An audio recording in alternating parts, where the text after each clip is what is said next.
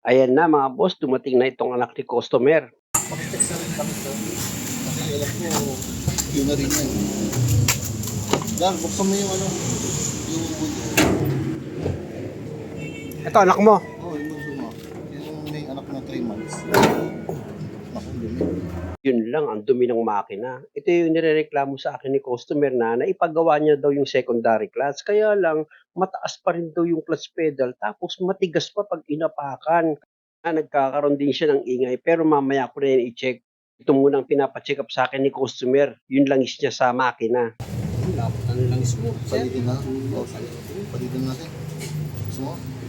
Dahil sa marumi at magaspang na itong langis niya dito sa makina, i-change oil ko na rin daw ito. Pero i-check ko muna yung priority problema niya dahil nga sa matigas daw pag inaapakan itong clutch pedal niya. Tapos yung pinaka-pedal mismo mga boss mataas siya. Kumbaga nakakangalay. Kaya ang gagawin ko diyan, syempre, i-check ko muna bago ko hatulan. At meron daw itong umiingay sa ilalim. Kaya bago ko simulan yung trabaho, pa-start ko muna itong makina.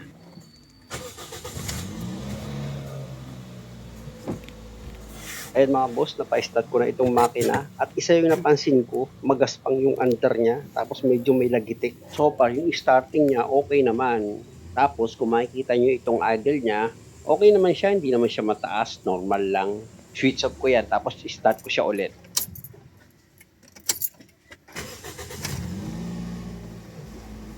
Sa starting niya, okay naman, walang problema. Dito sa idle, mabilis naman siyang bumaba at stable naman. Yun lang, medyo magaspang yung andar ng makina. Pero dito muna tayo sa priority. Check ko muna itong clutch pedal niya. Grabe. Tigas ng clutch, ano? Tigas ng clutch. Ang tigas na, ang taas pa. Oh, layo. Kaya nga, hindi Isang- yun. Ang ano yan. Isang pa yung kakasya, oh. Sir, hindi yun. Yung pagka umandar ka. Malalaman mo ngayon. Ang hirap niya pag binitawan mo. Kaya nga, nandito ka. Kaya nga, natuto ako dahil di ako nagkamali ng punta sa'yo. Tigas. Tigas ng clutch pedal. Alam niyo mga boss, pag ganitong problema, lalo na't naipagawa na ni customer, tapos tiniis niya na lang na matigas itong clutch pedal pag inaapakan, nag-aalangan akong humatol. Kasi pag ganyan, pwedeng sa pressure plate na yung problema. Kaya pag inapakan nga yung clutch pedal, matigas. Apakan mo nga sir yung clutch pedal, sir. Kaya bago ko hatulan yung transmission, kailangan masinsinang check-up yan mga bossing. Hindi pwedeng patcham. Tignan ko lang, may tunog. Alam niyo ba yung patcham? Pachamba-chamba? Tapak lang, ha? Kadiin sa clutch pedal, tapos itong dirt boot niya dito sa clutch secondary cylinder, hihilahin ko para makita ko kung kinalawang siya. Tayo sa kabila. Pwesto ko dyan yung camera para makita nyo na tinatanggal ko nga itong boot dito sa secondary clutch. Hihilahin nyo lang naman yan mga boss. Para makita ko itong loob ng cylinder kung kinakalawang siya. Kasi pag kinakalawang yan mga boss, syempre, titigas nga itong clutch pedal pag inapakan.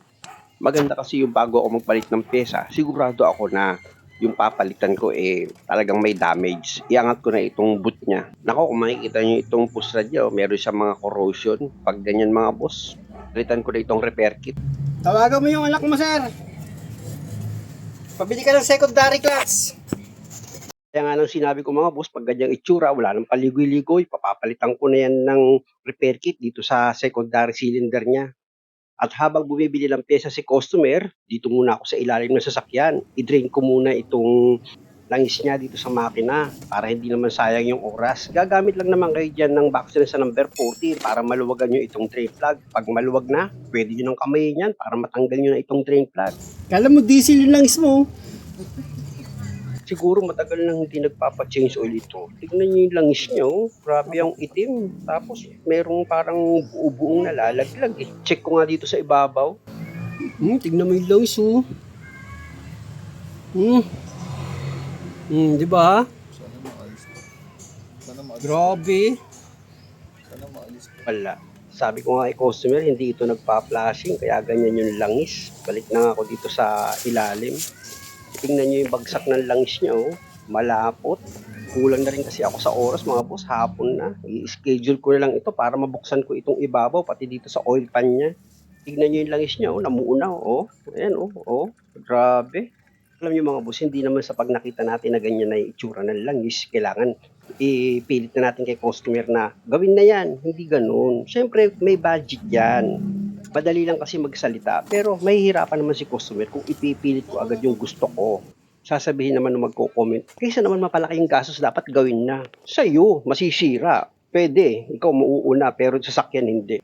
Mas malala pa dyan yung ginawa ko nung nakaraan, hindi naman nasira, kayo lang nagsasabi. Yung iba kasi nagko-comment, yung bang may masabi lang, pero hindi naman sila nag-iisip. Tandaan nyo, hindi ako yung mekaniko na konting diferensya lang gawa agad. Hindi ganun. Paano kung walang budget yung customer? Pipigain mo, kumita ka lang. Maling-mali. Pa-start ko na itong makina.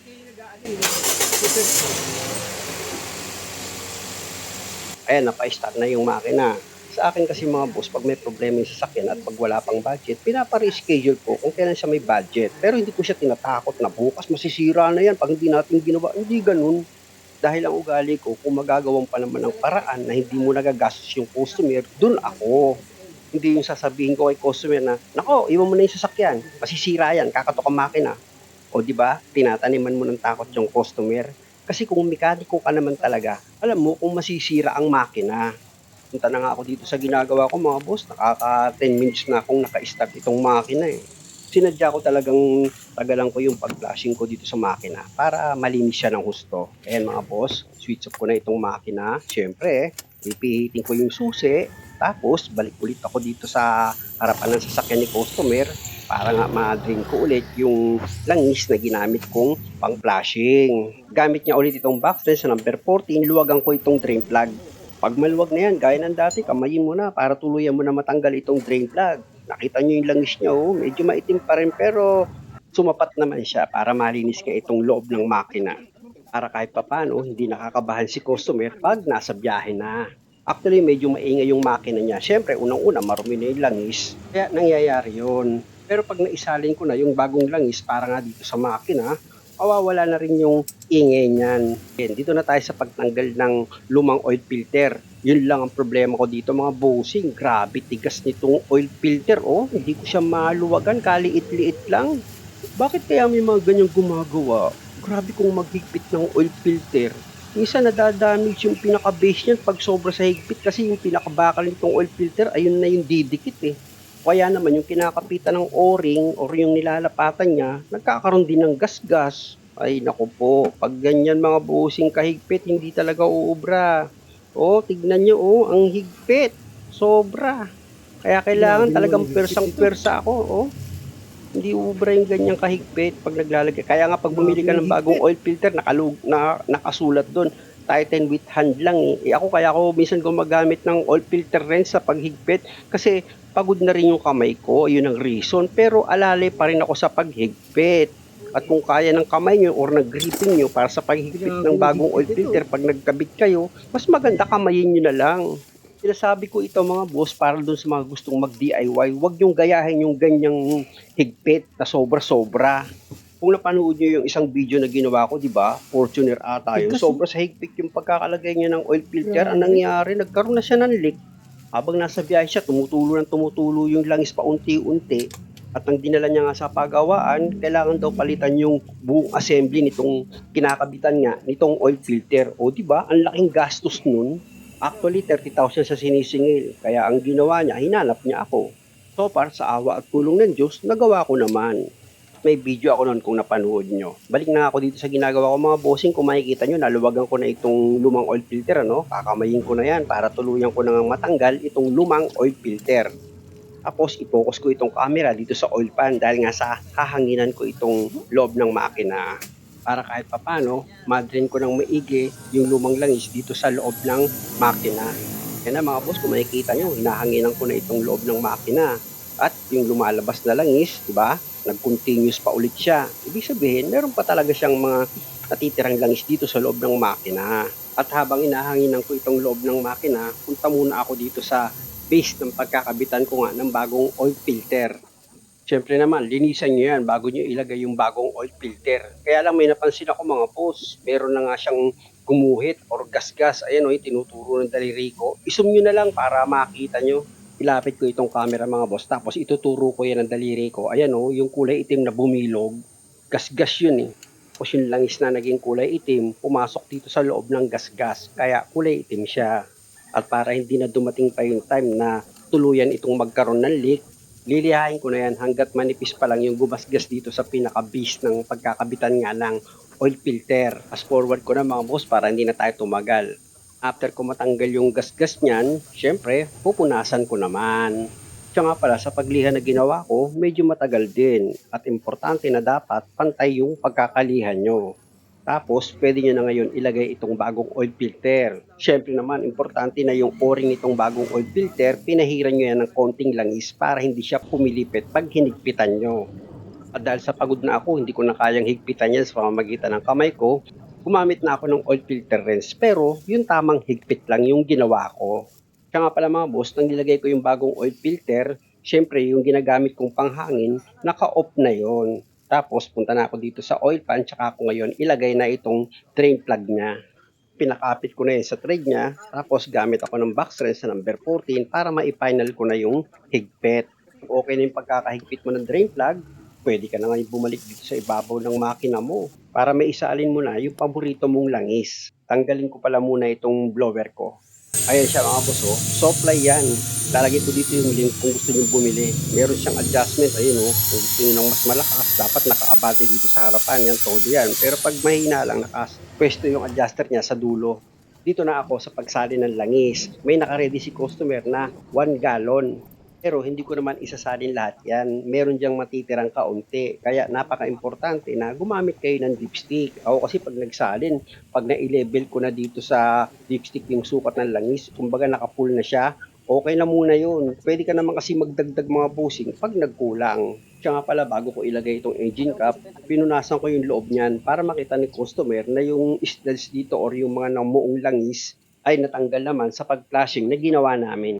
Sabi ko nga, sa next change oil, pag may budget siya, pwede namin tanggalin itong valve cover, pati yung crankcase para ma-check maigi itong loob ng makina. At nang hinugot ko nga itong dipstick, pinakita ko sa kanya yung langis, di ba? Malinis. Lagay ko na nga itong engine cap niya, tapos punasan ko itong engine cover. Grabe yung alikabok na kumapit dito. Talagang busy si customer, hindi niya maharap itong makina. Kaya pag nag-resign itong sasakyan niya, malaki matatanggap. Puro trabaho ginawa, walang ligo. Start ko na nga itong makina.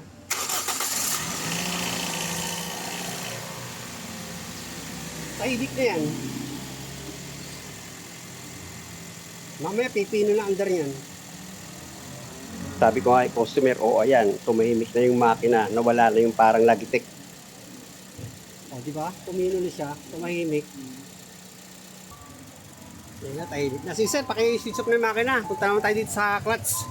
Pina-switch off ko na itong makina para masimulan ko na kalasin itong secondary clutch na. Ilawan natin para maliwanag. Sa pagtanggal nitong clutch secondary, luwagan nyo muna itong fluid line niya sa ilalim. Gamit ka ng open wrench sa number 10. Pag maluwag na yan, gamit ka naman ngayon ng box wrench sa number 12 para maluwagan mo yung 2 bolt dito sa clutch master cylinder. Nang sa ganon, may disengage mo yan dito sa makina. Kaya lang mga boss, mahaba pa itong video. Isa pa, yung clutch pedal nito, di ba nakita nyo? Ang taas, ayusin ko pa yun. Kaya pasensya muna, pakiabangan na lang sa last part. Sana lang sa bawat video na ginagawa ko, lagi kayo nakakakuha ng idea. At kung okay lang naman sa inyo, huwag nyo naman sanang kalimutang mag-subscribe sa channel ko. Maraming salamat!